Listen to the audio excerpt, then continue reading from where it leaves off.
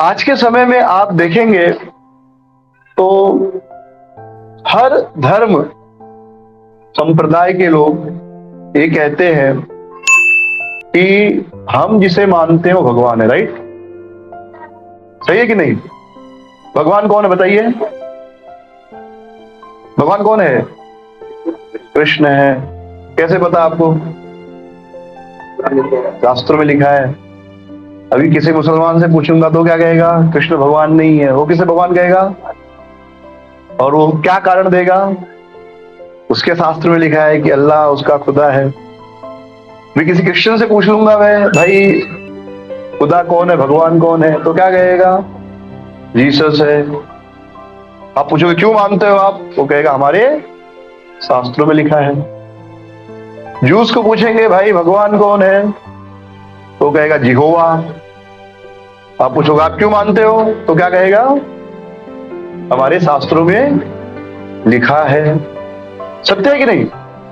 तो हर व्यक्ति ये मानता है कि उसके शास्त्र में जो लिखा है वो सत्य है। हम भी मानते हैं और बाकी के लोग भी मानते हैं।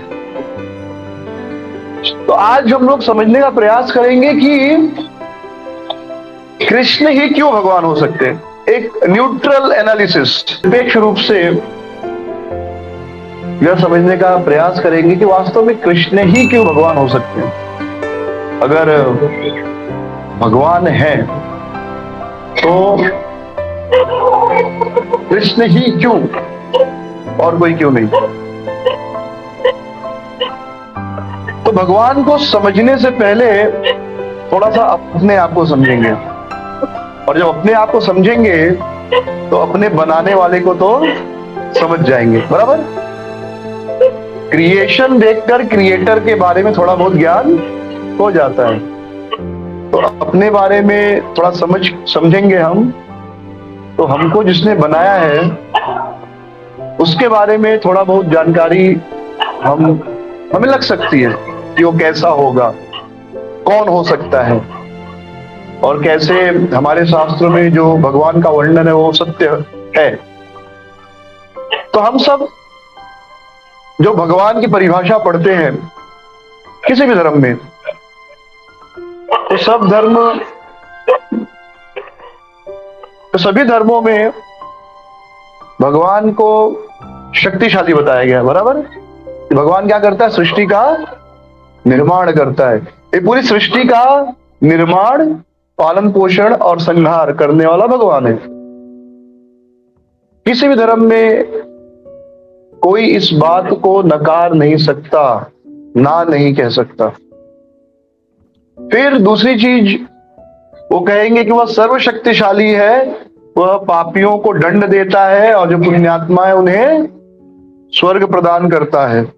यह भी स्वीकार करते हैं। और एक चीज वो यह भी मानेंगे, कोई भी धर्म का व्यक्ति हो,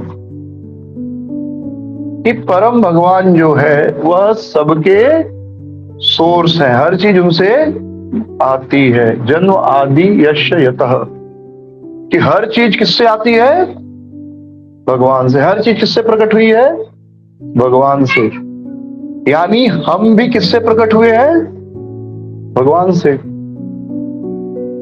यानी हमारे अंदर जो कुछ है गुण, वह भगवान में होना चाहिए। मानते हैं बात?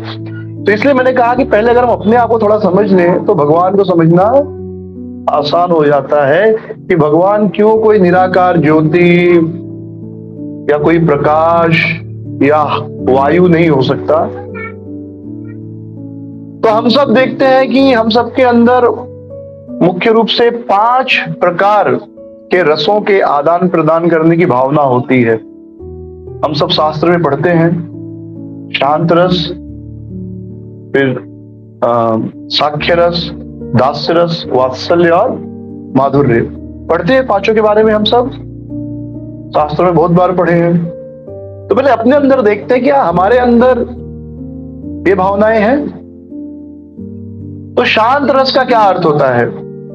शांत रस का अर्थ होता है कि कोई हमें अप्रिशिएट करे, हमारी प्रशंसा करे, हमारे लिए ताली बजाए, हमारा गुणगान करे और उसमें हमें आनंद आता है। मैं शास्त्रों के अनुसार नहीं समझा रहा हूं, अभी एक जनरल समझ के हिसाब से हम समझने का प्रयास करेंगे, बाद में उसके अनुसार। मैं इसलिए शास्त्रों के अनुसार नहीं जा रहा हूं कि न्यूट्रल तरीके से हम समझने का कोशिश करेंगे कृष्ण ही क्यों भगवान हो सकते हैं, और ये बहुत जरूरी है समझना हमारे विश्वास के लिए और फिर दूसरों को भी समझाने के लिए। तो हम सबके अंदर ये भावना होती है कि कोई हमारी प्रशंसा करे, कोई हमारी स्तुति करे। किसको अच्छा नहीं लगता कि आपकी कोई तारीफ करे? कितने लोगों को बुरा लगता है जब कोई आपकी तारीफ करता है? तो है कोई ऐसा यहाँ पर? नहीं ना। समझो आपने अच्छे कपड़े पहने और कोई आगे कहे, भले आपको जानता नहीं हो, लेकिन आपको कहे कि आपका जो पैंट शर्ट है या धोती कुर्ता है बहुत सुंदर लग रहा है, तो आपको खुशी का अनुभव होगा कि नहीं? अच्छा लगेगा कि नहीं? या आपका तिलक बड़ा सुंदर लग रहा है, आप उसको नहीं जानते, वो आपको नहीं जानता, लेकिन उसने कुछ शब्द कहे और आपको अच्छा लगा। उसके बाद वो चला गया, आप भी चले गए, लेकिन आप खुश हो गए। कोई सेवा हुई, उस सेवा का आदान प्रदान हुआ नहीं, लेकिन उसके दो शब्दों ने आपको प्रसन्न कर दिया। तो ये होता है शांत रस, कि कोई आपकी प्रशंसा करे, आपकी स्तुति करे, और हम सबको अच्छा लगता है ये। और आज के समय में इसका सबसे बड़ा उदाहरण क्या है? फेसबुक है, यूट्यूब है। जैसे फेसबुक पर लोग अपनी फोटो डालते हैं तो उस पर लाइक्स मिलते हैं, तो लोगों को अच्छा लगता है। उनको पता नहीं कि किसने लाइक किया है, लेकिन वो लाइक का नंबर देखते हैं, 15 लोगों ने लाइक किया, 50 लोगों ने लाइक किया, 100 लोगों ने लाइक किया, तो उनको खुशी होती कि नहीं? अगर आप लोग फेसबुक पे कभी चलाए होंगे तो आपको ये पता होगा। उसी प्रकार यूट्यूब पर जब कोई लाइक करता है, सब्सक्राइब करता है, तो आपको खुशी होती है। बात मानते हैं ये? तो आप नहीं जानते उनको, वो भी आपको नहीं जानते, लेकिन आपको एक खुशी का अनुभव हो रहा है। हम सबके अंदर भावना। कोई ये कह सकता है कि नहीं मुझे अच्छा नहीं लगता कोई मेरी सबके सामने तारीफ करे, भले वो मुंह से बोले लेकिन मन में उसको अच्छा लगता है। कोई भी हो, सच्चाई से बोलिए, बराबर है। इसको कहते हैं शांत, यानी कुछ सेवा नहीं हो रही है एक दूसरे के प्रति, बस खाली शब्दों से बोले और शब्द सुनकर आनंद आया। वास्तव में कुछ आदान प्रदान नहीं हुआ, शब्दों का आदान प्रदान हुआ, उसी में आनंद आ गया। एक समय की बात है, एक भिखारी भिक्षा मांग रहा था, तो एक व्यक्ति के घर के सामने आया और खूब ढेर सारा आशीर्वाद देने लगा कि मुझे आप थोड़ा दान दे दो, भिक्षा दे दो, आपको बहुत धन की प्राप्ति हो जाएगी, आपका स्वर्ग सुधर जाएगा, आप बड़े दानी हो, बड़े यशस्वी हो, आपके बच्चे बहुत आगे बढ़ेंगे। इस प्रकार खूब प्रशंसा किया। जो घर का स्वामी है उसने क्या किया, वह कुछ पैसे लाया और ऐसे लाया, तो खन खन की आवाज सुनाया उसको, और फिर पैसा लेके चला गया। तो भिखारी ने पूछा, अरे तुमने दिया नहीं भिक्षा? तो उस व्यक्ति ने क्या कहा कि आपने भी मुझे क्या दिए, शब्द दिए, मीठे मीठे शब्द बोले, मैंने भी आपको पैसे का खन खन सुना दिया, हिसाब बराबर हो गया। तो कोई आदान प्रदान नहीं है, लेकिन खन खन भी अच्छी लगती है पैसों की। बाद में नहीं मिले तो दुख होता है, लेकिन अच्छा लगता है जब तक खन खन आवाज आ रही। तो ये शांत रस हम सबको अच्छा लगता है। इसके बाद आता है दास्य। दास्य यानी कोई सेवक के भाव से आपकी सेवा करे। जैसे लोग कहते हैं ना कि ऑफिस में हम काम करते हैं, हमारे अंडर में 100 लोग काम करते हैं, ऐसा बोलकर आनंद की अनुभूति होती है कि नहीं? खुशी होती है कि नहीं? जब आप कहते हैं मेरे नीचे 100 लोग काम करते हैं, कितने अभिमान के साथ लोग बताते हैं, क्योंकि आनंद आता है उसमें खुशी मिलती है। या कोई, जैसे ही आपने किसी को कुछ कहा, वो तुरंत आपका काम कर दे। घर में लोग नौकर चाकर रखते हैं, आपको तो पानी लाओ, फटाक दे पानी ला दिया, खाना बना दो, फटाफट खाना बन गया। तो एक अनुभूति होती है खुशी की, सुख का, कि मेरे आदेश का क्या हो रहा है, पालन हो रहा है। जब कोई आपकी बात सुनता है तो आपको अच्छा लगता है कि नहीं लगता है? कोई आपकी बात मानता है तो खुशी मिलती है। कितने लोगों को खुशी नहीं मिलती जब कोई आपकी बात मानता है? तो ऐसा कोई नहीं होगा। जैसे ही आप कुछ बोले और सामने वाले ने तुरंत कर दिया तो हमको आनंद आता है। कोई भी ऐसा व्यक्ति नहीं होगा जो कहे कि नहीं मुझे आनंद नहीं आता अगर कोई मेरी बात माने तो। ऐसा नहीं है, सबको आनंद आता है। ये कहलाता है दास्य। ये भी एक प्रकार के क्या है, सुख लेने की भावना है। इसलिए हर आदमी बड़ा बनना चाहता है कि हमारे अंडर कुछ लोग हों। कुछ महिलाएं बैठी थी, कुछ स्त्रियां आपस में बैठकर बातचीत कर रही थी, सब अपनी अपनी बड़ाई कर रही थी, अपने पतियों की बड़ाई कर रही थी। तो अंत में एक स्त्री ने कहा कि अरे तुम्हारे पति होंगे जो होंगे, मेरे पति तो इतने बड़े हैं कि सब उनके सामने कटोरी लेकर खड़े होते हैं। सब हैरान हो गई, बोली अच्छा आपके पति करते क्या है? तो उसने जवाब दिया कि वो पानी पूरी बेचते हैं, सबको कटोरा लेके खड़ा होना पड़ता है। तो कितनी खुशी होती है जब हमको ये पता चलता है कि मेरे नीचे इतने लोग हैं। ये एक आनंद प्रदान करता है। इसे मोटा मोटी भाषा में दास्य रस कहते हैं। रस मतलब क्या? रस मतलब आनंद। जैसे आप आम का रस पीते हैं, मीठा मीठा आनंद आता है कि नहीं? तो रस का मतलब एक्चुअली जूस नहीं होता, रस का मतलब होता है आनंद। तो कोई भी फल का रस पीते तो ज्यादा आनंद देता है, इसलिए ज्यादा महंगा भी होता है। इसके ऊपर और एक रस है, आनंद है। कौन सा? साक्ष्य रस। साक्ष्य यानी दोस्ती, फ्रेंडशिप।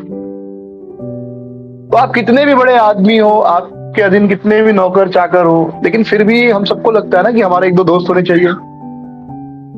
कितने लोगों के दोस्त नहीं है यहाँ पर? ऐसा कोई है जिसका कोई दोस्त नहीं है? ऐसा कोई नहीं होगा।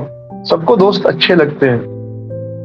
इक्वल प्लेटफॉर्म पे एक दूसरे की टांग खींचना, एक दूसरे से हंसी मजाक करना। कितना भी बड़ा आदमी हो, उसका एक दोस्त जरूर होगा, भले वो नॉर्मल हो, गरीब हो, लेकिन वो एक दोस्त उसका जरूर रहता है। बचपन का दोस्त तो कैसा भी, पर दोस्ती रखते हैं लोग। या तो किसी धनी व्यक्ति से दोस्ती रखते हैं, लेकिन दोस्ती करते जरूर है लोग। क्यों? क्योंकि दोस्तों से हम अपने हृदय की बात बता सकते हैं। उसमें भी एक रस का आनंद है, रस का आदान प्रदान है। पहले के जमाने में राजा जो होते थे, वो अपने यहाँ पर एक राज दरबारी रखते थे, जिनको मस्खरा कहा जाता था। मतलब वो मस्करी करते थे, क्योंकि राजा की कोई टांग नहीं खींच सकता। राजा बहुत बड़ा है ना, तो कोई राजा के साथ मजाक कर सकता है? कोई राजा की टांग खींच सकता है? नहीं। लेकिन अब राजा के अंदर भी वो रस और सुख लेने की भावना की कोई उसकी टांग भी खींचे, उसके साथ भी हंसी मजाक करे। इसलिए पहले जमाने में राजाओं के यहाँ दरबारियों में एक मस्करे भी रखे जाते थे, विदूषक कहते जिसको, जो राजा को कुछ भी बोल देता था। बाकी दरबारियों की हिम्मत नहीं होती थी। जैसे कृष्णदेव राय और तेनालीरामन की कहानी आती है कि हमेशा दोनों एक दूसरे की टांग खींचा करते थे। कृष्णदेव राय क्या थे? राजा थे। तेनालीरामन विदूषक थे, उनके राज दरबारी, उनके नौकर। लेकिन उनको रखा इसी गया था कि तुम जैसे दोस्त के साथ हंसी मजाक करता है, एक दूसरे की टांग खींचते, वैसे रहना है तुमसे। तो दोनों एक दिन घूम रहे थे, तो कृष्णदेव राय ने मजाक मजाक में कहा कि अरे तेनाली, पता है कल मैंने एक सपना देखा कि हम दोनों बगीचे में टहल रहे हैं और एकाएक हम दोनों खड्डे में गिर गए, और मैं शहद के खड्डे में गिरा था और तुम गोबर के खड्डे में गिर गए। तो तेनाली ने कहा हाँ हाँ हाँ, मैं भी यही सपना देखा, लेकिन मेरा सपना इसके आगे भी था। आपका यहीं पे खत्म हो गया, मेरा इसके आगे भी था। इसके बाद हम दोनों बाहर निकले और आप मुझे चाट रहे थे, मैं आपको चाट रहा था। अब राजा को ऐसा बोल सकते हैं? नहीं बोल सकते। तो ये भी एक रस है। सबके पास दोस्त है, सबको अभी ये समझाने की जरूरत नहीं कि दोस्ती या दोस्त होने का क्या लाभ होता है या दोस्ती का क्या आनंद है। हाँ, कितने भी उम्र वाले जो होते हैं, जैसे बचपन के दोस्त हैं, आप 70 साल की के भी हो गए, कि जब बचपन के दोस्त मिल जाते हैं तो फिर वही पुरानी यादें आ जाती है, वही जोश आ जाता है, वही बातें बचपन की होने लगती है। दोस्ती का इतना आनंद है। ये भी क्या है? रस है, आनंद है। इसके बाद चौथा रस है जो वात्सल्य, माता पिता का आनंद या पुत्र का आनंद। तो कोई तो ऐसा नहीं कह सकता कि मेरे माता पिता नहीं है, बिना माता पिता हम इस दुनिया में पैदा नहीं हो सकते, राइट? लेकिन कुछ लोग हैं जिनके माता पिता उनको तुरंत छोड़ देते हैं, त्याग देते हैं, तो उनका जीवन अनाथालय में बीतता है। तो उन लोगों से पूछिए कि माता पिता न होने का दुख क्या होता है। अभी हमारे माता पिता है, बचपन से हमारी सेवा की है, तो हमको उनकी कीमत पता नहीं चलती। बड़े दुर्भाग्य की बात है। माता पिता है तो बहुत बड़ा सुख है, बहुत बड़ा आनंद है, और माता पिता तो हमारी सेवा करते ही है, हमें भी उनकी सेवा करनी चाहिए। माता पिता का आशीर्वाद अगर प्राप्त हो तो वैकुंठ तो मिल जाएगा, कोई समस्या नहीं है। आप देखिए विट्ठल जी भगवान है ना, कहाँ पर है? पंढरपुर में। और किसके यहाँ दर्शन करने गए थे? किसका दर्शन करने गए थे? पुंडलिक का। और पुंडलिक उस समय क्या कर रहे थे? पुंडलिक अपने माता पिता की सेवा कर रहे थे। और पुंडलिक ने भगवान से कहा कि आप दरवाजे पर थोड़ी देर खड़े रहिए, मैं मेरे माता पिता की सेवा करके आपसे मिलता हूं। और उन्होंने एक विट मतलब पत्थर दे दिया कि आप यहाँ खड़े, इस पर बैठ जाओ या खड़े रहो। तो विट्ठल भगवान उसी पत्थर पर ऐसे इंतजार करते हुए खड़े हो गए। तो मूर्ख है वो लोग जो कहते हैं कि भक्ति में आ गए तो माता पिता की सेवा से भी ज्यादा पुण्य हो गया, माता पिता की सेवा नहीं की तो चलेगा। बहुत बड़ी मूर्खता है। किसी भी शास्त्र में माता पिता की सेवा छोड़ना हो ही नहीं सकता, और प्रमाण है हमारे शास्त्रों में। चाहे भगवान राम का जीवन चरित्र देख लीजिए, स्वयं भगवान होकर माता पिता की सेवा किए। भगवान श्री कृष्ण जब प्रकट हुए तो माता यशोदा के साथ थे, पर जब वो देवकी के पास आए तो माता देवकी से क्षमा मांगते हैं कि हम आपकी सेवा नहीं कर पाए कंस के भय से। और वहां पर वे कहते हैं भगवान कृष्ण कि जो अपने माता पिता की सेवा नहीं करते, मृत्यु के बाद उनको नर्क प्राप्त होता है, वहां उन्हें भूखा रखा जाता है और उन्हें अपना मांस स्वयं खाना पड़ता है, क्योंकि भोजन नहीं मिलता, तो अपना मांस खा के पेट भरते हैं। तो जो माता पिता की सेवा नहीं करते, इतना बड़ा दंड है। तो ये मत सोचिए कि माता पिता भक्ति में आ गए तो अब माता पिता माया हो गए, ऐसा नहीं है, बहुत गलत है, ऐसा कभी नहीं सोचना चाहिए। माता पिता की सेवा करेंगे, भगवान का आशीर्वाद मिलेगा। तो ये भी एक आनंद है, माता पिता की सेवा करना। और माता पिता बच्चों की सेवा करते हैं तो माता पिता को एक आनंद आता है। इसलिए देखो, जिनके बच्चे हैं, मतलब जिनकी शादी होती है, अगर बच्चे नहीं हुए तो कितने परेशान होते हैं, एक बेटा या बेटी हो जाए। और बेटा बेटी होने पर कितने खुश हो जाते हैं, जबकि बेटा बेटी होने पर शुरू में कितनी तकलीफ है। बच्चा रात को 2 बजे जग जाता है, रात को 2 बजे आपकी नींद खराब होती है, लेकिन फिर भी माता पिता को बेटा बेटी चाहिए। और अगर बेटा बेटी नहीं हो तो कितना बेचारे डिप्रेशन में आ जाते हैं कितने लोग, क्योंकि उसमें भी एक प्रकार का रस है जो अपने आप बेटा बेटी के साथ, अपने माता पिता के साथ उस रस का आदान प्रदान कर सकते हैं।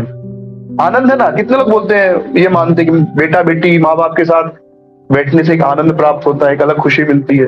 एक खुशी अलग है, दोस्त के साथ बैठने वाली खुशी अलग है, माता पिता के साथ बैठने वाली खुशी अलग है, अपने सेवकों से काम करवाने वाली खुशी अलग है, लोगों से तारीफ सुनना वो खुशी अलग है। ये सब खुशियां हैं और अलग अलग है। इसके बाद आता है माधुर्य। माधुर्य यानी पत्नी, प्रेमिका या पति या प्रेमी का सुख। तो इसमें जो है हर व्यक्ति विवाह करना चाहता है, हर स्त्री विवाह करना चाहती है, पति या पत्नी के साथ रहना चाहते हैं। हर व्यक्ति की इच्छा होती है उसका पति या पत्नी हो, प्रेमी या प्रेमिका हो, क्योंकि उसमें भी एक अलग रस है, एक अलग आनंद है, एक अलग सुख है। तो हम में से कौन सा ऐसा व्यक्ति है जो 5 में से कोई सुख नहीं पाना चाहता? शायद ही कोई हो। हाँ, यहाँ तक जो सन्यासी ब्रह्मचारी हैं वो भी ये नहीं कह सकते कि नहीं मुझे पत्नी का सुख नहीं चाहिए। शास्त्र पढ़कर वो समझते हैं कि सुख थोड़े समय के लिए है, इससे बड़ा सुख गोलोक में उपलब्ध है, इसलिए हम इस सुख को त्याग करते हैं और वो सुख पाने का प्रयास करेंगे। वो ये नहीं कह सकते कि सुख नहीं चाहिए था। समझ रहे हैं? तो जो 5 सुख है, प्रशंसा वाला सुख, वो तो सबको मिलता है, चाहे ब्रह्मचारी हो, सन्यासी हो, गृहस्थ हो। बल्कि जो सन्यासी है या मंदिर में भक्त है या ब्रह्मचारी, उनको तो बहुत ज्यादा मिलता है सुख अपनी प्रशंसा सुनने का, कितना आनंद आता है। तो ये 5 प्रकार के सुख हम सबके जीवन में है, हम सबको चाहिए। कोई ये नहीं कह सकता कि नहीं मेरी शादी हो गई है, मेरी पत्नी है, अब मुझे दोस्त नहीं चाहिए, बेटा बेटी नहीं चाहिए, मां बाप नहीं चाहिए, सेवक नहीं चाहिए। कोई ऐसा कह सकता है? या कोई कहे मेरे पास तो 100 नौकर चाकर है, तो मुझे माता पिता अब नहीं चाहिए, पत्नी नहीं चाहिए, बेटा बेटी नहीं चाहिए? ऐसा कोई है? अगर कोई ऐसा कहता है तो कहीं ना कहीं उसके यहाँ पर समस्या है। समझ जाना, कुछ तो यहाँ पर केमिकल लोचा बोलते हैं ना बम्बई की भाषा में, कुछ तो लोचा है। अगर कोई व्यक्ति कहे कि नहीं मुझे बेटा बेटी नहीं चाहिए, या माता पिता नहीं चाहिए, या दोस्त नहीं चाहिए, ऐसा हो ही नहीं सकता। ये पांचों प्रकार के सुख हैं और ये सुख हम सबको चाहिए। अब बैक टू द पॉइंट, एकदम शुरू में हमने क्या चर्चा की थी? हर चीज कहां से आती है? भगवान से। जन्मादि यस्य यतः, परम भगवान जो है वह हर चीज के निर्माण, पालन और संहार के कारण है। यानी हमारे अंदर हमारा जो प्राकट्य, हम जो प्रकट हुए हैं या पैदा हुए हैं, हम जो बने हैं, बनाने वाला भगवान है। तो अगर हमें बनाने वाला भगवान है, यानी उसके अंदर वो सारे गुण होंगे जो हमारे अंदर है। उससे कम हो सकते हैं, उससे ज्यादा नहीं। जैसे कोई एक मूर्तिकार मूर्ति बनाता है, तो मूर्ति में आंख बनाता है, नाक बनाता है, कान बनाता है, चेहरा बनाता है, राइट, वस्त्र पहनाता है। तो उस मूर्ति के अंदर वो सारे चीजें हैं जो इस व्यक्ति के अंदर है। जान नहीं है, यानी कम है। मूर्ति के अंदर जान नहीं है, भावनाएं नहीं है, लेकिन बाकी जैसे आंख नाक जो भी जैसा है उस चित्रकार का, वैसा उसके उस मूर्ति में है। यानी हमारे पास भगवान से कम हो सकता है, भगवान से ज्यादा नहीं हो सकता। ये तो मानते हैं, और ये कोई धर्म वाला भी मानेगा। कोई ये नहीं कह सकता कि नहीं हमारे पास भगवान से ज्यादा है, ये कोई नहीं कह सकता। एटलीस्ट जो धर्म को मानने वाला है, भगवान को मानने वाला है। नास्तिक की बात नहीं कर रहे हैं हम अभी हम उनकी बात कर रहे हैं जो धर्म को मानते हैं, चाहे हिंदू धर्म माने, चाहे मुस्लिम धर्म, चाहे क्रिश्चियन, चाहे सिख, चाहे जुडाइज्म, मैं उनकी बात कर रहा हूं। यानी हमारे अंदर जो कुछ है वो सब भगवान के अंदर होना चाहिए। होना चाहिए कि नहीं होना चाहिए? अगर हमारे अंदर भगवान से ज्यादा है, हमारे पास भगवान से ज्यादा है, तो भगवान हमसे छोटा हो गया। और अगर भगवान हमसे छोटा हो गया तो फिर भगवान कहां जा रहा? फिर भगवान हो सकता है? नहीं हो सकता। यानी जो पांचों रस है ये भगवान के अंदर होने चाहिए और हमसे ज्यादा होने चाहिए, हमसे ज्यादा मात्रा में होने चाहिए। तो अब अलग अलग धर्मों में जो भगवान है, देखते हैं कि ये पांचों रस है क्या। जैसे शांत रस, शांत रस यानी कोई हमारी प्रशंसा करे, कोई हमारी स्तुति करे।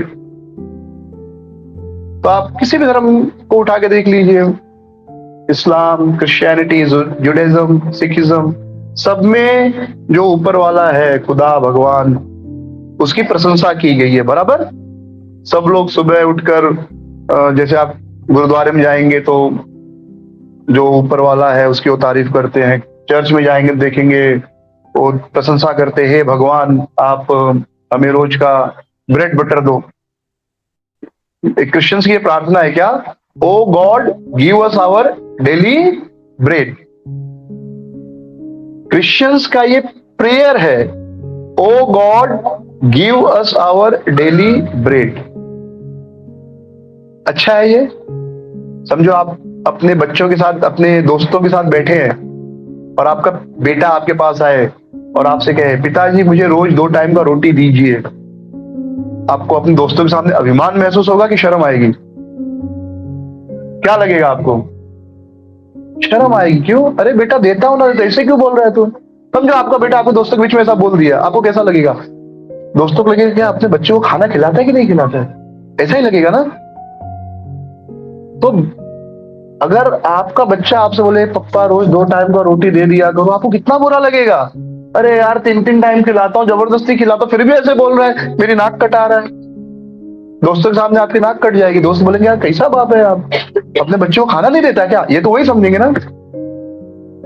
तो कितनी गंदी प्रार्थना है ये, हे भगवान हमको 2 टाइम का खाना दो। अरे भगवान दे रहा है, हाथी को दे रहा है, घोड़े को दे रहा है, चींटी को दे रहा है, बंदर को दे रहा है, कुत्ता बिल्ली को दे रहा है, बैक्टीरिया को दे रहा है, कोरोना वायरस को भी उसका खाना दे रहा है। सबको भगवान उसका खाना दे रहा है, हमको नहीं देगा, ऐसे क्यों? अब वो दे और आप खाओ ही नहीं तो बात अलग है। एनीवे, तो हर धर्म में मुसलमान सुबह उठ के जो भी जिनको भगवान मानता अल्लाह को, उसको उनकी तारीफ करता है तो सबसे शक्तिशाली है। हिंदू भी यही करते हैं। और भागवतम में हम देखते हैं कि कृष्ण की बहुत सारी स्तुतियां हैं जहां पर भगवान कृष्ण का गुणगान किया गया है। भागवतम में आपको हर जगह भगवान का गुणगान मिलेगा। शुरू में वेद व्यास गुणगान करते हैं पहले स्कंद में, फिर महारानी कुंती जो है भगवान की स्तुति करती है कृष्ण की। उसके बाद भीष्मदेव करते हैं, परीक्षित महाराज करते हैं, सुखदेव गोस्वामी करते हैं, मैत्रेय ऋषि करते हैं। फिर उसके बाद आप देखेंगे तो नौ योगेंद्र भगवान का गुणगान करते हैं, प्रचेतास भगवान का गुणगान करते हैं, शिव जी भगवान कृष्ण का गुणगान करते हैं, युधिष्ठिर महाराज पांडव भगवान का गुणगान किए। तो पूरे भागवतम में आप देखेंगे कि भगवान कृष्ण का गुणगान हुआ है।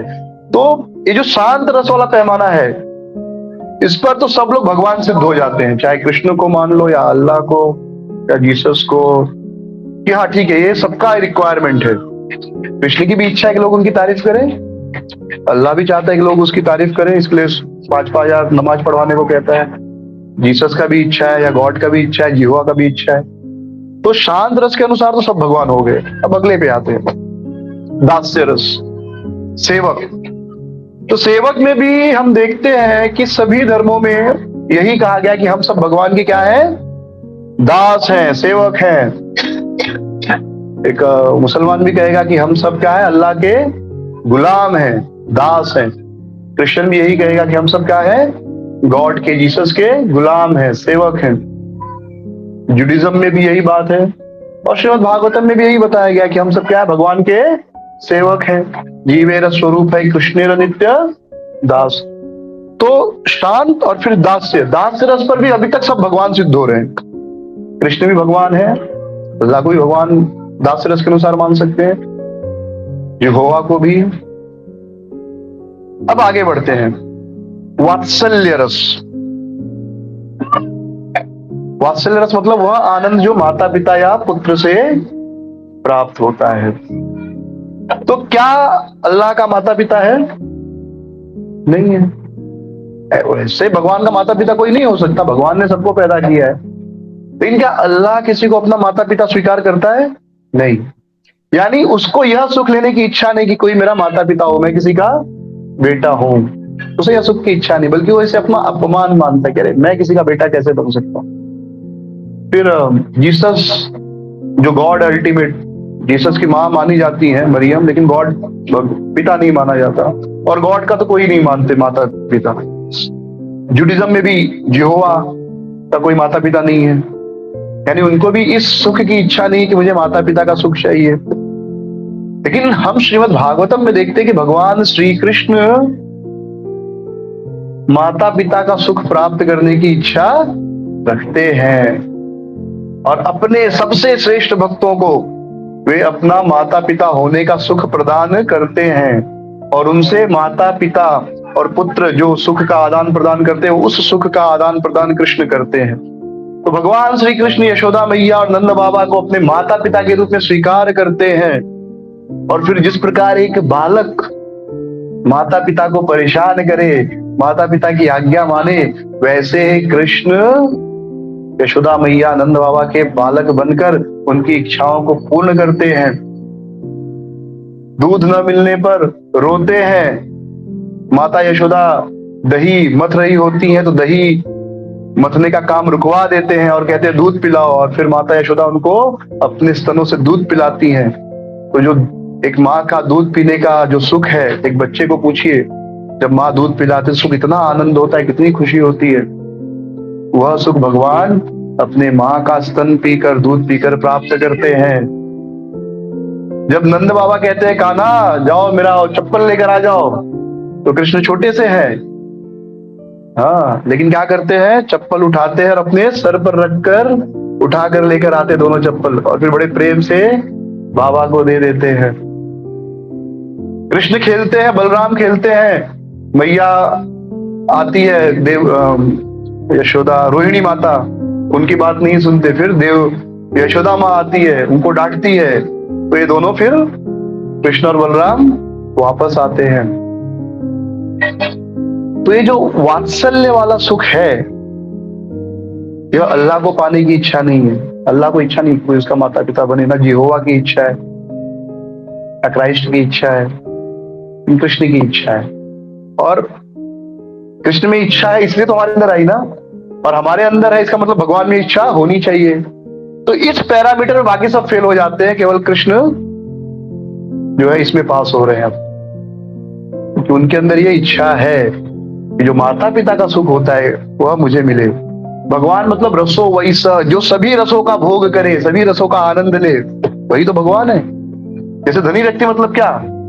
धनी व्यक्ति आपको क्या लगता है? झोपड़पट्टी में रहेगा, छोटे से घर में रहेगा, 1 BHK में रहेगा, 4 BHK में रहेगा? नहीं, वो बहुत बड़ा घर बनाता है।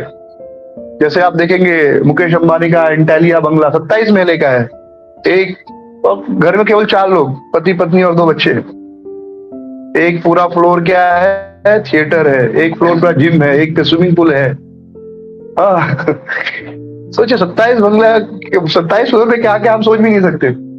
पूरा सारा सुख सुविधा, पैसा है, धनी व्यक्ति, सभी सुख भोगना चाहते हो। उनकी गाड़ी ही 150 करोड़ की, 200 करोड़ की एक गाड़ी, जिस गाड़ी में घूमते हैं। तो सोचिए जब एक सामान्य व्यक्ति सभी सुख भोगना चाहता है, तो परम भगवान सारा सुख क्यों नहीं भोगना चाहेंगे? और हम सबको अपने माता पिता के साथ या अपने बच्चों के साथ सुख मिलता है कि नहीं मिलता है? तो भगवान को भी वह सुख पाने की इच्छा होगी, और भगवान के अंदर वो सुख पाने की इच्छा है, तभी तो हमारे अंदर आई। ये तो कहां से आई? चलो हम मान लेते एक सेकंड के लिए कि भगवान के अंदर वो नहीं है, तो आपके अंदर कहां से आ गई? आपको क्यों लगता है काश मेरे भी मम्मी पापा होते, मुझे डांटते, गुस्सा करते, प्यार से खिलाते? अभी मैं देखता हूँ जब छोटे बच्चों को, जैसे हम कहीं यात्रा में गए या ट्रेन में जा रहे हैं या गाड़ी में जा रहे हैं और नींद आ रही है, तो भी ठीक से सो नहीं सकते। क्यों?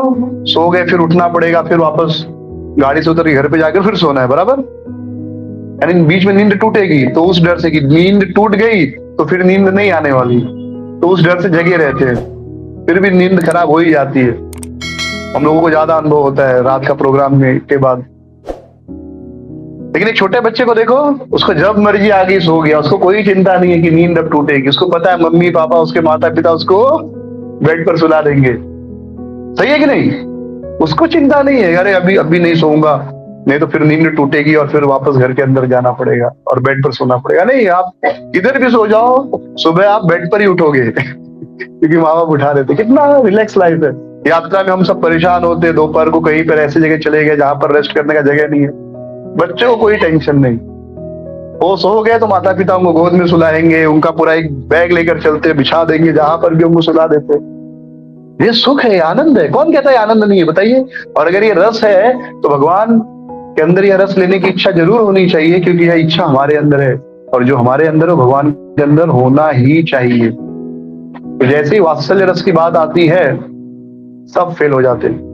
केवल कृष्ण अकेले इस चीज में पास होते हैं। मैं किसी शास्त्र की बात नहीं कर रहा हूं, मैं एक सामान्य समझ की बात कर रहा हूं, और सबके शास्त्रों को सही मानकर ये चर्चा कर रहा हूं। ठीक है, तुम्हारा भी सही, तुम्हारा भी सही, तो उनके ही अनुसार जो है, उनके भगवान को माता पिता की जरूरत नहीं है। माता पिता के सुख, जो रस है, मैं रस की बात कर रहा हूँ, भगवान कृष्ण को भी माता पिता की जरूरत नहीं है।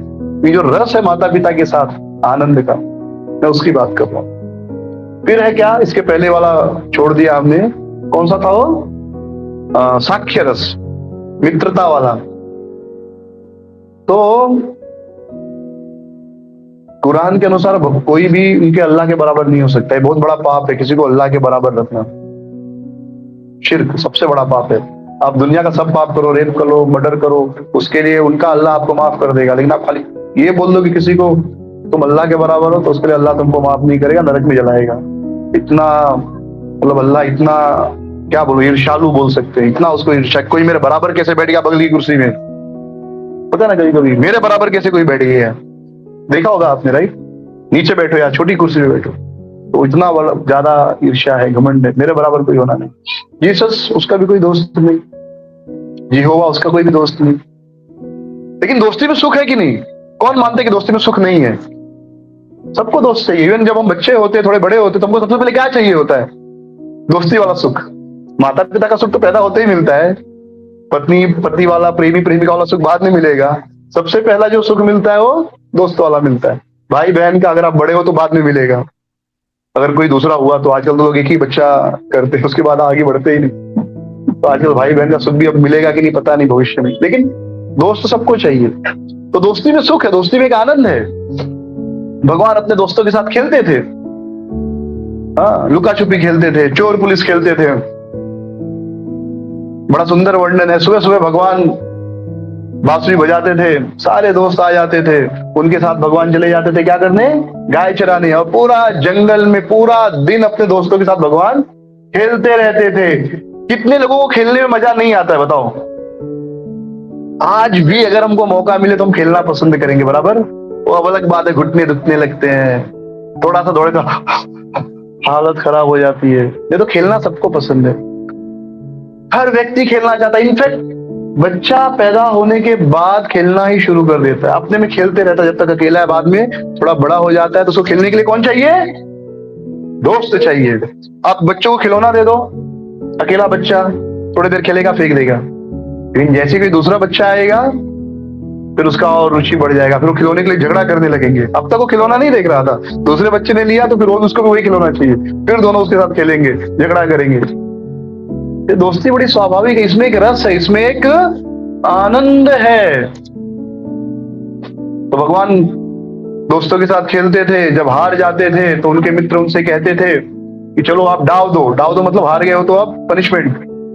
तो कृष्ण उनको अपने कंधे पर बिठाकर लेकर जाते थे, चलाते थे। सोचिए, भगवान के कंधे पर बैठना सोच सकते हैं हम लोग, लेकिन इसमें भी एक आनंद है ना, दोस्त को कंधे पर बिठा के घूमना। क्या आनंद नहीं है क्या? ये भी सुख है, दोस्त के कंधे पर बैठना और दोस्त को कंधे पर बिठाना। बचपन में आप सबको अनुभव होगा, स्कूल में कितना आनंद आता था दोस्तों के साथ टिफिन खाने में। अपना खाना कितना भी अच्छा हो, लेकिन दोस्तों के साथ खाना शेयर करके खाने में बड़ा आनंद आता था। तो कृष्ण भी ये आनंद का भोग करते हैं। ब्रज में सारे दोस्त बैठ गए, कृष्ण बीच में बैठते थे और सारे सखा मधुमंगल, सुदामा, श्रीदामा चारों ओर बैठे हुए हैं और सब अपना अपना टिफिन देते थे कृष्ण को। पहले खुद खा लेते थे, थोड़ा सा चखते थे, अच्छा है कि नहीं। अच्छा लगता था तो कहते थे कृष्ण देखो ये समोसा कितना टेस्टी है, फिर अपने हाथों से भगवान को खिलाते थे। कितना आनंद आता था कोई अपने हाथों से आपको खिलाए तो। एक अलग प्रकार का सुख है, एक अलग प्रकार का आनंद है, कोई अपने हाथों से हमें खिलाए। हाँ, ये एक सुख है। ये सारी छोटी छोटी चीजें हैं, लेकिन जैसे मैं कभी कभी देखता हूँ भक्तों को कीर्तन में जब नाचते हैं, भक्त मंदिर में या किसी प्रोग्राम हो रहा है या यात्रा में, तो कीर्तन में जब भक्त नाच रहे होते हैं, उनकी खुशी देखिए, मुझे लगता नहीं वो खुशी आपको, वो अंबानी को भी उपलब्ध होगी या कोई हजारों लाखों रुपया खर्चा कर दे, वो खुशी नहीं मिल सकती। जब सारे भक्त भगवान के नाम कीर्तन पर बिना कुछ सोचे समझे, बिना किसी स्वार्थ, बिना किसी चिंता के बस नाच रहे होते, एकदम हुड़दंग नाच रहे होते हैं। नित्यानंद प्रभु की जय, हरे कृष्णा कृष्णा कृष्णा हरे हरे, हरे राम राम राम हरे। नाच रहे। वो खुशी आप देखिए उस समय जब वो भक्त देख नहीं रहता कि आसपास कौन है, बस कान में कीर्तन और मृदंग और करताल की ध्वनि जा रही है और एकदम अपनी खुशी में नाच रहा है। दुनिया के सारे दुख चिंताओं से परे आनंद है। ये आनंद आपको करोड़ों रुपया देकर भी नहीं मिलेगा, अरबों रुपए देकर भी नहीं मिलेगा। ये आनंद आप खरीद नहीं सकते। ये आनंद केवल और केवल और केवल आपको अपने दोस्तों के साथ ही मिलेगा। सारे भक्त दोस्ती है ना, दुश्मनों में तो आनंद आएगा समझो। सारे भक्त लेकिन किसी का किसी से जमता नहीं है, नाचने में आनंद आएगा। एक उधर बैठा है, एक उधर बैठा है। जब दो भक्तों से दोस्ती करना चाहिए, भक्तों से दोस्ती करना बहुत जरूरी है, तब बड़ा आनंद आता है। तो दोस्ती का जो आनंद है वह कृष्ण लेते हैं। क्यों लेते हैं? क्योंकि स्वाभाविक है, रसो वैसा, ये भी एक रस है, ये भी एक आनंद है और हम सबको इस आनंद को पाने की इच्छा है। इसका मतलब, और ये इच्छा हमारे अंदर कहां से आई होगी? जन्मादि यश भगवान से आई होगी। ये तो कोई कह दे कि नहीं भाई भगवान इसके कारण नहीं है, कृष्ण, उनको कह दो फिर आपका भगवान, ये जो हमारे अंदर इच्छा है आनंद लेने की दोस्तों के साथ, ये आपके अल्लाह या आपकी जीसस से नहीं आई है क्या? इसका मतलब उनके बिना भी कुछ आ सकता है, तो इसका मतलब फिर वो भगवान नहीं है, राइट? और भगवान है तो उसके अंदर से आई है, तो उसके अंदर भी होना चाहिए। तो इस कसौटी पर भी सारे फेल हो जाते हैं जो अपने आप को भगवान कहते हैं या जिसे लोग भगवान कहते हैं। लेकिन कृष्ण यहाँ पर भी आगे पास हो जाते हैं। माँ के साथ भी सखा शुद्ध सख्य स्कंदे करे आरोहण, तुम्ही कौन बड़ा लोक तुम्ही आमी सम। भगवान कहते जब मुझे बड़ा आनंद आता है जब मेरे सखा मेरे कंधे पर बैठकर चलते और कहते चलो खेल में हार गए हो तो तुमको चलना ही पड़ेगा, तुम कोई बड़े थोड़े ही हो। बड़ा मजा आता है। जीवन में अकेला रहने का सुख नहीं है। अकेला केवल दो ही लोग रह सकते हैं, एक व्यक्ति जिसने भगवान को पा लिया है, जो भगवान के साथ खेल रहा है, टेक्निकली बाहर से लगता है कि वो अकेला है, लेकिन वो अकेला नहीं है। दूसरा जो पागल है, जो व्यक्ति पागल है वही अकेला रह सकता है, और जिसने पा लिया है भगवान को वह अकेला रह सकता है। बाकी हम सब लोग ना पागल हैं ना भगवान को पा लिया है, इसलिए हमको आप सबकी और आप सबको हमारी जरूरत है। हम सबको एक दूसरे की जरूरत है, क्योंकि हम पागल भी नहीं है और पा लिया भी नहीं है भगवान को, बराबर। तो जो उसने भगवान को पा लिया हो तो अकेला नहीं है टेक्निकली। तो उसी प्रकार कृष्ण भी अकेला नहीं रहना चाहते। रामायण में बहुत सुंदर वर्णन है। लव कुश भगवान राम को राम कथा सुनाने आते हैं, दरबार में सब लोग बैठ जाते हैं राम कथा सुनने, रामायण की कथा सुनने। भगवान राम ऊंचे आसन पर बैठे हैं। उनका आसन कितना ऊंचा है? 18 सीढ़ियां ऊपर। 18 सीढ़ी यानी इसका डबल फ्लोर हो गया, बराबर। ये 9 सीढ़ी होगा, इसका डबल। तो 18 सीढ़ियां ऊपर भगवान राम बैठे हैं और सारे सभासद नगरवासी नीचे बैठे हैं और लव कुश राम कथा कह रहे हैं। और राम कथा सुनकर सारे अयोध्यावासी बड़े आनंद में उस कथा का आस्वादन कर रहे हैं। और जब हमें मजा आता है तो हम लोग क्या करते हैं? ऐसे ताली मारते, राइट? या किसी के पीठ में थपथपाते हैं, या ऐसे ऐसे कहते, अरे देखो देखो। जैसे क्रिकेट देखा होगा आप लोगों ने, तो क्रिकेट में जब हम देखते हैं अपनी टीम जीत रही होती है तो एक दूसरे को देखकर मुस्कुराते हैं, या दोनों मिलकर नाचते हैं, या खुश होकर उसको उठा लेते हैं, या वो हमको उठा लेता है।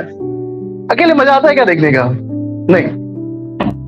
अकेले बोर हो रहे, कोई नहीं है, बैठना मजबूरी है तो अलग बात है। नहीं तो जनरली जब 2-4 लोग होते तब कोई अच्छा फिल्म या क्रिकेट देखने का मजा आता है, आनंद आता है। नहीं तो अकेले नहीं आएगा।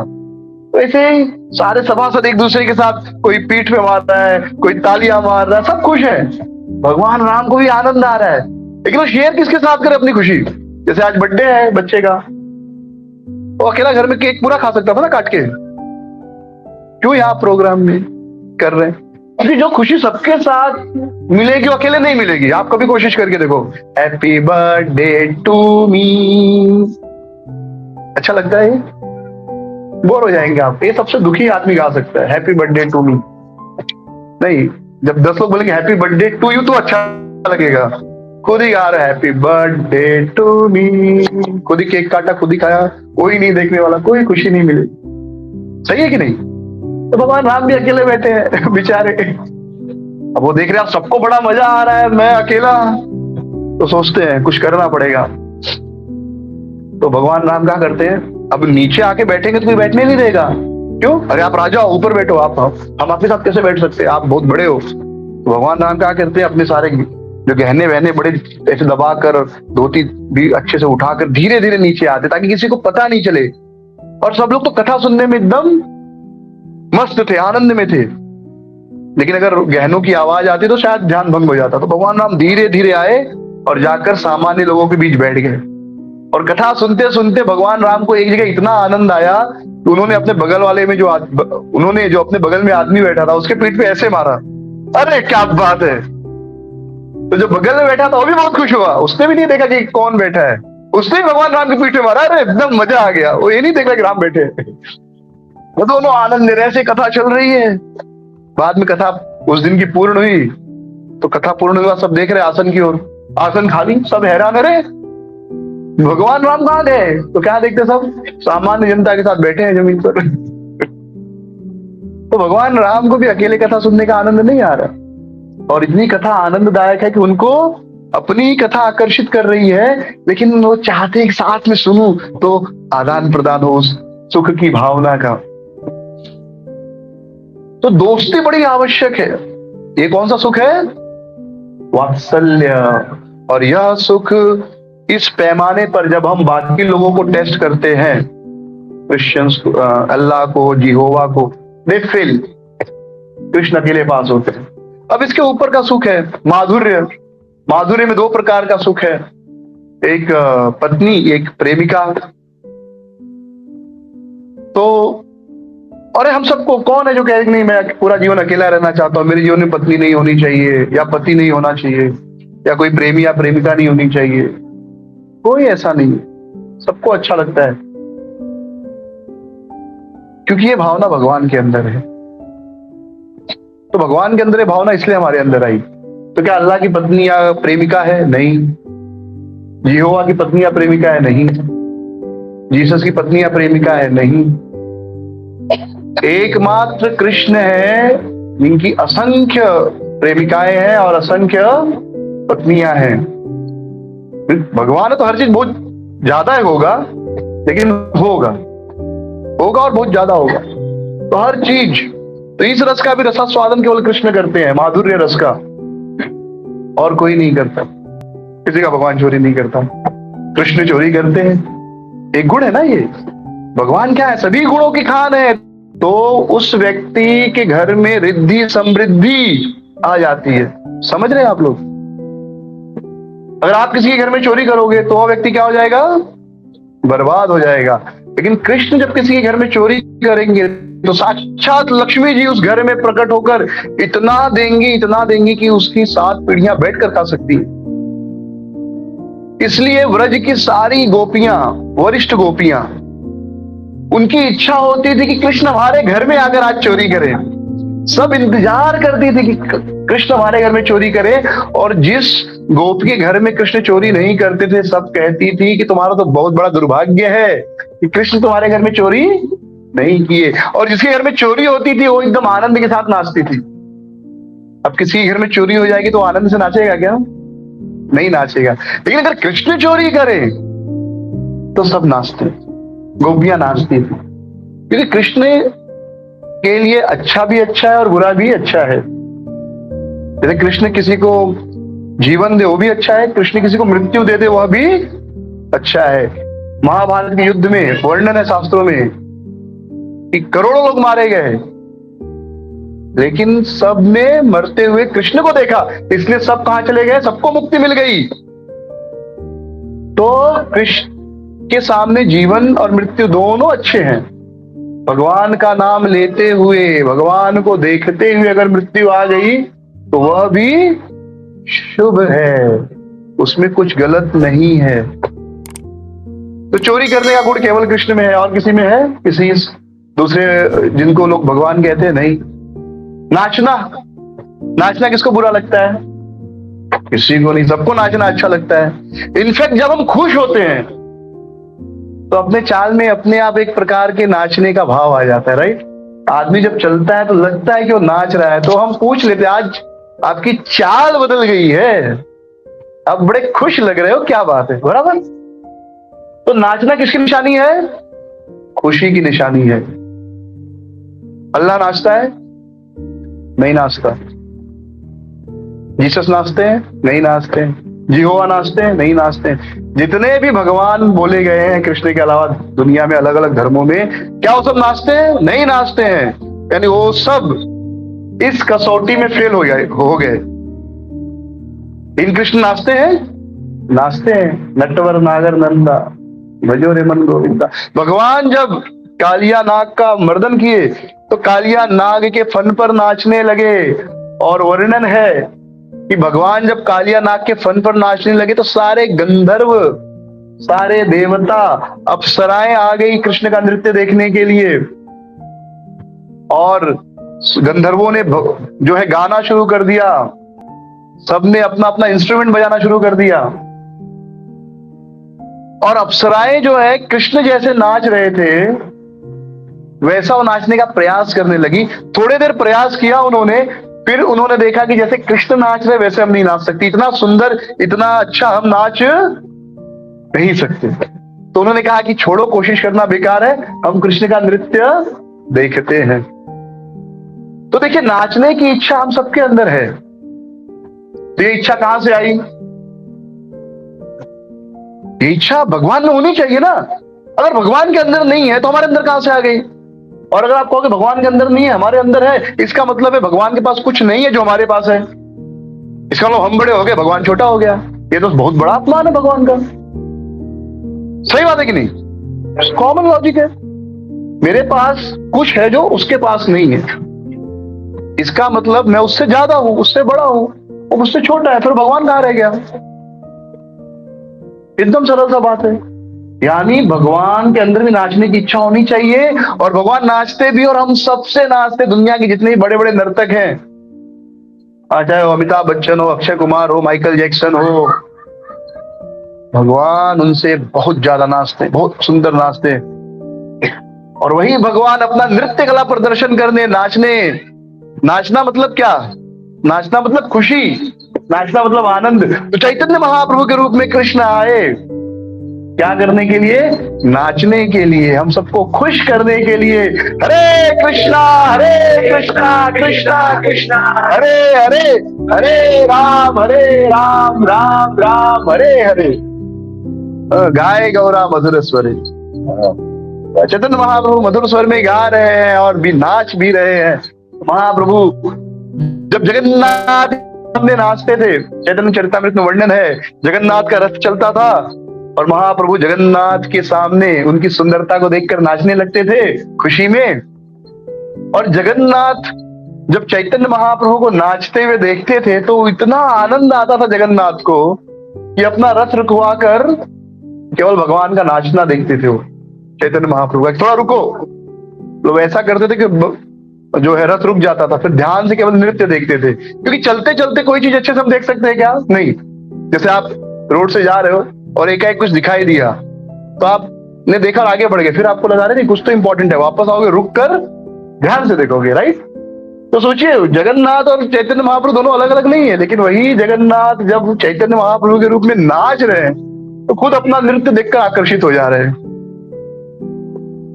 ये जो नाचना है, ये सबसे बड़ी खुशी दुनिया की। जैसे ही जीवन में कोई बहुत बड़ी खुशी मिलती है, आदमी क्या कहता है? नाचता है, खुशी से झूम उठता है। झूमना मतलब क्या? नाचना। अरे पूरी बॉडी हिलती है। कुछ भी, एग्जाम में फर्स्ट आए, लॉटरी लग गई, कोई ऐसे न्यूज देता है क्या? पता है मैं फर्स्ट आया आज एग्जाम में, ऐसा कोई बोलता है क्या? अरे पता है मैं फर्स्ट आया, ऐसे खुशी से बोलता। फिर रो के बोलता है क्या? पता है मेरी 2 करोड़ की लॉटरी लग गई, ऐसा कोई बोलता है? उसके मुंह से गीत के रूप में निकले, अरे पता है 2 करोड़ की लॉटरी लग गई मेरी, और वो तो चेहरा, उसका तो बॉडी हिलते रहेगा जैसे नाच रहा हो। नाचना खुशी है, और खुशी भगवान के अंदर होगी कि नहीं होगी? अगर भगवान के अंदर नहीं होती, तुम्हारे अंदर आती तो किसका भगवान नाचता है? अल्लाह नाचता है, यहोवा नाचता है, जीसस नाचता है, कृष्ण नाचते हैं। और क्या नाचते? कृष्ण जब नाचते तो खुद का नृत्य देखने के लिए वही कृष्ण जगन्नाथ के रूप में नाचते हैं, और वही कृष्ण चैतन्य महाप्रभु के रूप में नाच रहे हैं, और वही कृष्ण जगन्नाथ के रूप में अपने को नाचता हुआ देख रहे हैं। ये जो है कृष्ण का ऐश्वर्य भाव, मधुर जो गुण है कृष्ण के अंदर है। नृत्य कला किसी के अंदर। अब बांसुरी बजाना, ऐसा नहीं कृष्ण केवल बांसुरी बजाते, कृष्ण हारमोनियम भी बजा सकते हैं, कृष्ण मृदंग भी बजा सकते हैं, कृष्ण पियानो भी बजा सकते हैं। दुनिया के जितने भी इंस्ट्रूमेंट है सब कृष्ण बजा सकते हैं, लेकिन कृष्ण बांसुरी बजाते हैं। तो उनको अच्छा लगता है। क्यों अच्छा लगता है उनको पूछो, कुछ चीजों का जवाब नहीं होता। कृष्ण को बांसुरी क्यों अच्छी लगती है? अच्छी लगती है, उसमें क्या रीजन है? किसी को कोई अच्छा लग जाता है, क्यों अच्छा लग रहा है, इसका कोई क्या रीजन है? अच्छा लग गया, खत्म हो गई बात। तो कृष्ण जब बांसुरी बजाते हैं तो शास्त्रों में वर्णन है कि भगवान की बांसुरी सुनकर जड़ चेतन हो जाता है, चेतन जड़ हो जाता है। यानी जो चीजें बह रही हैं, चल रही हैं, रुक जाती हैं। जैसे सारे जीव जंतु, जैसे कोई आदमी चल रहा है और कृष्ण की बांसुरी सुनी तो रुक कर ध्यान से सुनने लगता है। नदी बह रही है तो रुक जाती थी। तो ये हो गए चेतन जो जड़ बन जाते थे। और जड़ यानी पत्थर है, वृक्ष है, तो पत्थर भगवान की बांसुरी की ध्वनि सुनकर पिघल जाते थे, चेतन हो जाते थे। पेड़ हिलने लगते थे, एक जगह रुके रहते हैं ना पेड़, जनरली हिलने लगते थे। तो ये भगवान की जो है वाद्य कला है। तो हम सबको इंस्ट्रूमेंट बजाने आता है, किसी को मृदंग बजाने आता है, किसी को करताल बजाने आता है, किसी को डमरू बजाने आता है, बाजा बजाने, बहुत सारे बाजा हैं। तो हमारे अंदर अगर ये गुण है तो भगवान के अंदर होना चाहिए कि नहीं? तो किसके भगवान में ये गुण है? अल्लाह के अंदर ये गुण है? कहीं सुना आपने अल्लाह डमरू बजाता है, बांसुरी बजाता है, मृदंग बजाता है, करताल बजाता है? कहीं नहीं आपको सुनने को मिलेगा। जीसस करता है जी, कोई नहीं बजा पाता। कृष्ण बजाते हैं, और क्या बजाते हैं, कोई तुलना ही नहीं, कोई तुलना नहीं। तो कृष्ण का नाचना, कृष्ण का बांसुरी बजाना कोई उनके तुलना में नहीं।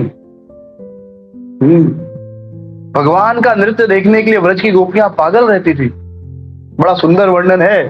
शेष गणेश महेश दीनेश सुरेश ही जाहि निरंतर गावे, आदि अनादि अनंत अखंड अछेद भेद सुवेद बतावे, नारद से शुक व्यास रचे, પછી હારે તો પુની પાર ન પાવે, તાહી અહિર की छोहरिया छछिया भर छाछ पे नाचे नचावे। कि कृष्ण का नृत्य जब भगवान नाचते थे, गोपियां क्या करती थी, उनको बुलाती थी, चलो आओ, चोरी करते कभी पकड़ लिया ऐसे ही, क्या आओ चलो एक काम करो, तुम नाचो, तुमको छाछ पिलाएंगे। तो कृष्ण प्यासे रहते थे, कहते थे ठीक है नाचता हूँ। तो कृष्ण नाचने लगते थे। तो कृष्ण नाचते रहते थे। नाचने के बाद जब थक जाते थे तो गोपियां उनको छाछ देती थी। भगवान से छाछ पीते थे, थोड़ा ही पी पाते थे, गोपियां फिर गिलास वापस ले लेती थी, कहती थी नहीं बस इतना ही मिलेगा, और पीना तो और नाचना पड़ेगा। या लड्डू देती थी आधा तोड़कर, इतना ही मिलेगा, बाकी का चाहिए तो और नाचो। उनको कृष्ण का नृत्य बड़ा आनंद देता था। तो सुखदेव सूरदास जी बड़ा सुंदर कहते कि शेष गणेश महेश दिनेश, शेष गणेश महेश दिनेश, जो बलराम जी हैं, गणेश जी हैं, महेश हैं शिव जी, दिनेश यानी सूर्य देव, सुरेश इंद्र, ये जो देवता है दिन रात भगवान का गुणगान करते हैं और कहते हैं कि भगवान तो आदि है, अनादि है, अनंत अखंड है। सुखदेव गोस्वामी वेद व्यास इनका गुणगान लिखते हैं शास्त्रों में। और वैसे भगवान को अहिर की छोरियां थोड़े से छाछ के लिए क्या कर रही है, नचा रही है। ये भी एक आनंद है, कोई हम पे डोमिनेट करे, हमको शासन करे, हमको नचाए। सिर्फ नचाने में ही नहीं मजा है, नाचने में भी मजा है, दोनों में आनंद है, राइट। तो है किसी के अंदर ये गुण, किसी के अंदर नहीं, कृष्ण के अंदर है। तो कोई कह सकता है कि देखो ये तो छोटे छोटे गुण हैं, भले छोटे छोटे गुण हो लेकिन इसमें ही आनंद है। और भगवान क्या है, रसो वही सह। आप कहीं भी स्वर्ग में भी जाके क्या, यही सारे तो आनंद है। अगर ये आनंद ना हो तो स्वर्ग भी नरक है। हाँ, नाचना गाना खाना खेलना, भगवान खेलते हैं सखाओं के साथ, खाते हैं नाचते हैं गाते, यही तो सुख है ना। जीवन में क्या सुख है बताइए। अगर आपको जीवन में सुख पाना है तो आप क्या, जैसे आज का एक कार्यक्रम है तो क्या हमने इसमें क्या रखा है, कीर्तन रखा, यानी गाना बजाना हो गया, कथा सुनी, प्रवचन सुना, फिर क्या कीर्तन करेंगे, नाचेंगे, फिर प्रसाद खाएंगे, तो क्या हो गया, नाचना गाना खाना और खेलना, यही है ना। लोग बाहर के लोग 31 दिसंबर की पार्टी करते, क्या करते, दारू पीते, खाना हो गया, दारू पीते, नॉनवेज खाते, नहीं खाना चाहिए पर खाते हैं, खाने में वो आ गया, गाते हैं, गाने पे नाचते हैं, तो नाचना गाना वही है। तो सुख क्या है, नाचना गाना खाना और खेलना। भगवान श्री कृष्ण तो यही पूरा जीवन अपनी लीला में दिखाए, गोलोक में भी यही करते हैं। और कोई दिखाया, अल्लाह दिखाया, अल्लाह ऐसा कुछ बताता है, जीसस ऐसा कुछ बताते, नाचो गाओ खाओ खेलो। कृष्ण तो जब से आए, बचपन से जब से प्रकट हुए तब से लेकर 12 साल तक वृंदावन में नाचना गाना खाना और खेलना। और ये उन्हें सिद्ध करता है कि अगर भगवान कोई हो सकता है तो कृष्ण ही हो सकते हैं और कोई नहीं। क्योंकि भगवान का मतलब बड़े से भी बड़ा और छोटे से भी छोटा। आप कहोगे भगवान हम आपके सेवक हैं, हम आपके सबसे बड़े सेवक हैं, भगवान कहेंगे नहीं, आप मेरे सबसे बड़े सेवक नहीं हो, मैं आपका आपसे भी बड़ा सेवक हूं। आप तो शास्त्र पढ़ के भगवान की सेवा कर रहे हैं। भगवान तो आप जब से पैदा हुए तब से आपकी सेवा कर रहे हैं। आपके लिए सूर्य बनाए, चंद्रमा बनाए, जल दे रहे हैं, भोजन दे रहे हैं, आप बनाए क्या? सारी सुविधा आपके लिए पहले ही प्रकट कर दिए हो। और जो ये तो इनडायरेक्टली सेवा कर रहे हैं हमारी, जो प्रत्यक्ष भक्त हैं, जैसे अर्जुन, तो अर्जुन क्या है, भगवान का सेवक है। लेकिन भगवान से बड़ा सेवक अर्जुन भगवान का नहीं हो सकता। भगवान कह रहे हैं अर्जुन तुम मेरे सेवक हो तो मैं तुमसे भी बड़ा तुम्हारा सेवक बन के दिखाऊंगा। तुम का रथ चला रहे हैं, तब बताइए बड़ा सेवक कौन हो गया, कृष्ण हुए कि अर्जुन हुआ? कृष्ण हो गए। आप कहीं घमंड नहीं कर सकते, कृष्ण के सामने आप टिक नहीं सकते कि भगवान आप कुछ भी होगे लेकिन मेरे जैसा आप सेवक नहीं बन सकते। ऐसा बोल सकता है? ऐसा आप नहीं बोल सकते। कृष्ण आपसे बड़े सेवक हैं, अर्जुन का रथ चला रहे हैं, सारथी बन गए, पार्षद बन गए, उनका संदेश लेकर चले गए, जैसे प्यून का काम किए। पूरे रात भर युद्ध के मैदान में वीरासन में खड़े रहते थे पांडवों की रक्षा करने के लिए, चौकीदार बन गए भगवान। इतनी कोई क्या सेवा करेगा। और जब राजश्री का यज्ञ हुआ तो युधिष्ठिर महाराज की सेवा में थे और ब्राह्मणों का जूठा पत्तल उठा रहे थे। आप इतना सेवा दोस्त के प्रोग्राम में करते हो क्या? आजकल तो पहले तो कुछ थोड़ा बहुत सेवा होता था, अब तो भी नहीं। अब तो बस ठाट से टाई हुई लगा के लोग शादी में पहुंचते हैं और रिसेप्शन पे गिफ्ट देते हैं लिफाफा, फिर खाना खाते वापस आ जाते हैं। बराबर। इतना कोई सेवा करेगा नहीं दोस्त, तुम्हारा शादी में मैं सेवा करूंगा, जूठा पत्तल उठाने का काम मैं करूंगा, या बर्तन मांजने वाला सेवा मुझे दे दो। अगर आपका दोस्त आपसे कह दे ये सेवा करो तो अच्छा नौकर बना के बुला रहा है, शादी में नहीं आना है, नौकर हूं क्या? लेकिन कृष्ण देखो कितने नम्र हैं। तो नम्रता के मामले में भी आप कृष्ण को हरा नहीं सकते हो, आपसे ज्यादा नम्र है। आप नम्र हो, कृष्ण आपसे ज्यादा नम्र है। आप घमंडी हो, कृष्ण आपसे ज्यादा घमंडी है। दुर्योधन आ रहा है, कृष्ण बोला बांध दूंगा। भगवान हो गए इतने बड़े, बोले आओ बांधो, इतनी बड़ी रस्सी है तुम्हारे पास, बांधोगे मुझे? इतने विशाल हो गए, इतने विशाल हो गए, सारे सभासद देखकर तुम चक्कर खा गए। क्या तू ऐसी रस्सी लाया है, तू मुझे बांधने आया है? भगवान ने अपने मुख में पूरे तीनों लोग दिखा दिए, यमराज जी का दर्शन करा दिया, सूर्य चंद्र दिखा दिया। तो दुर्योधन उनको अपनी ताकत दिखा रहा था, भगवान ने पूरा ब्रह्मांड दिखा दिया। तो आप अगर घमंड दिखाओगे तो भगवान आपसे बड़े घमंडी है, आप नम्रता दिखाओगे तो भगवान आपसे ज्यादा नम्र है। और यही भगवान का लक्षण है, वो बड़े से भी बड़े हैं और छोटे से भी छोटे हैं।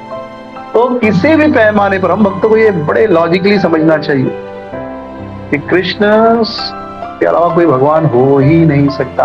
आप कितने भी कैरेक्टर ले लो दुनिया में, जो चाहे ओरिजिनल हो या फिक्टिशियस, फिक्टिशियस नहीं, कल्पना, काल्पनिक, जैसे शक्तिमान हो गया, सुपरमैन हो गया, उनको ले लो। और जिनके बारे में कहा जाता है कि वो है, तो वो सही है कि नहीं पता, पर है।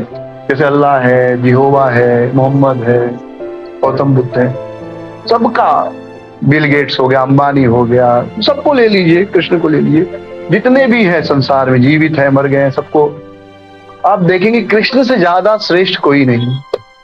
हर चीज में काल्पनिक, जो कल्पना करे, जैसे ही सुपरमैन कल्पना है, राइट? सच में नहीं था कभी वो कल्पना है। लेकिन क्या सुपरमैन बांसुरी बजाता था?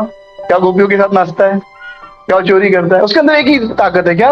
लोगों की रक्षा करता है। और तो कृष्ण भी करते रक्षा, इतनी बार रक्षा करते हैं। कल्पना वाले कैरेक्टर भी कृष्ण को मैच नहीं कर सकते। तो अगर कोई भगवान है तो कृष्ण ही है, कृष्ण के अलावा दूसरा कोई भगवान नहीं हो सकता। पूरा कन्विंस होना चाहिए। हरे कृष्णा कृष्णा कृष्णा हरे राम